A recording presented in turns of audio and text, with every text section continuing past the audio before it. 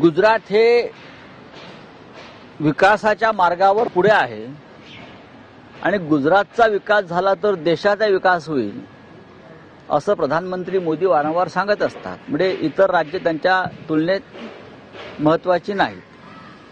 मुंबईसह अनेक राज्यातले अनेक प्रकल्प त्यांनी गुजरातला नेले. त्याचबरोबर जगातला ड्रग्जचा व्यवहार आणि व्यापारी त्यांनी गुजरातला नेले. हे त्यांनी मान्य केलं पाहिजे. गेल्या काही काळापासून लाखो कोट्यावधींचं, हजारो कोटींचं अंमली पदार्थ वेगवेगळ्या पद्धतीचे हे फक्त गुजरातच्याच बंदरावर येतात, उतरवले जातात आणि संपूर्ण देशातली तरुण पिढी ही नासवण्याचा प्रकार हा गुजरातच्या भूमीतून होत असेल तर नरेंद्र मोदींनी महाराष्ट्रात येऊन आम्हाला ज्ञान देण्यापेक्षा, प्रवचनं झोडण्यापेक्षा या देशाच्या गृहमंत्र्यांनी सुद्धा गुजरातमध्येच ड्रग्स हजारो कोटीचं का उतरत आहे याच्यावरती जर महाराष्ट्राला, देशाला मार्गदर्शन केलं तर बरं होईल.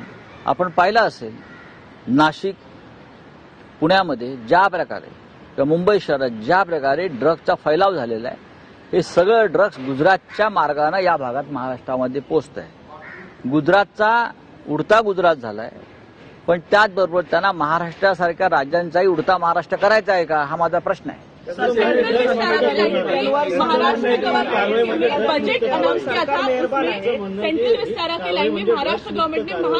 असं कोण म्हणतंय?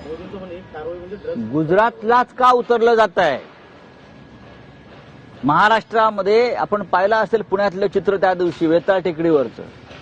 तरुण पिढी नशेच्या अंमलात जाऊन कशी रस्त्यावर पडते आहे, ललित पाटील कसा पळून जातो आहे. हा, ही ड्रग्स मुक्तीची कारवाई नाहीये. काही पकडलाय, काही पसरलाय.